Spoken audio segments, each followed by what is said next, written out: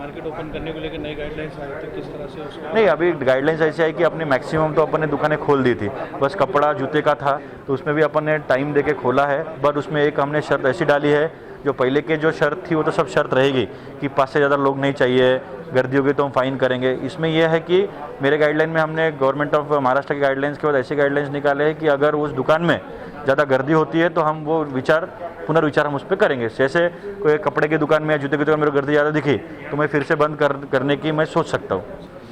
Sir, Eid को लेकर लोगों में उत्सुकता है, बेचैनी है कि क्या कुछ फाइनली डिसीजन लिया गया और क्या जनता से अपील करना चाहिए? नहीं, डिसीजन लेने का बात नहीं था, डिसीजन तो पहले ही था।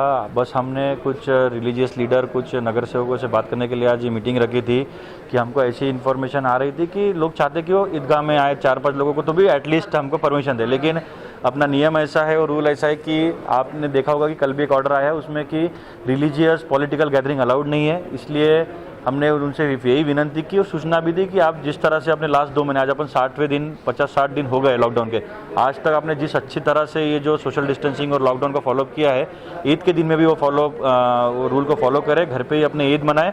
अगली ईद अगले साल हम बाहर अगली ईद अच्छे से मनाएंगे। एक बार कोरोना को हमको हराना है, ये हमारा अभी मुख्य ध्येय है। इसलिए और सब लोगों ने भी ये माना है कि वो ईद घर पे ही मनाएंगे। कंटेनमेंट जोन को लेकर भी बहुत से लोग जनरली गाइडलाइन ऐसा है कि पहला पेशेंट आने के बाद 28 दिन के बाद अपन वो कंटेनमेंट एरिया डिकंटेनमेंट करते हैं, तो हमारी उसी हिसाब से हमारा काम चालू है। भले ही अब डिकंटेनमेंट ना कर पाए लेकिन हम वो कंटेनमेंट एरिया एडजस्ट करने का पावर कलेक्टर और कमिश्नर को दिया है। हम बैठेंगे और हम उस हिसाब से हम सोचेंगे, क्योंकि अभी वहाँ का सर्वे भी हो चुका है। अभी वहाँ के 90 और 100 सैंपल लेके सब नेगेटिव है, तो अभी हमारा सर्वे भी कंप्लीट हो चुका है, तो अभी हम उस पर हम विचार करेंगे। सर ये बताइए सर, ये जो अपने 116 बाधित हो गए हैं, इनके कंटिन्यू काउंट क्यों कर रहे हैं सर? जो डेथ हो गई उनको माइनस करो, जो डिस्चार्ज हो गई, इसमें बीपी बढ़ जा रहा है दूसरे लोगों का सर। नहीं, इसमें ऐसा है, जब भी अपना स्टैटिस्टिक होता है तो जिस फॉर्मेट में हम इन्फॉर्मेशन मांगते हैं, जैसे अपने सभी 110 केसेस है, उसमें से 6 का देहांत हो चुका है, 51 डिस्चार्ज हो गए और 57 अभी एक्टिव केस है। तो इसलिए अभी हम जो प्रेस नोट हम देते हैं उसमें हम ऐसा ही देते हैं। पहले तक ये था कि डिस्चार्ज नहीं हुए थे इसलिए केसेस था, तो अभी मेरे पास हमारे जिले में एक्टिव केसेस 57 ही है, बाकी डिस्चार्ज हो चुके हैं। 57 का फिगर दिए ना सर, थोड़ा नहीं, वैसा गवर्नमेंट को काउंट रहता ना कितना हुआ।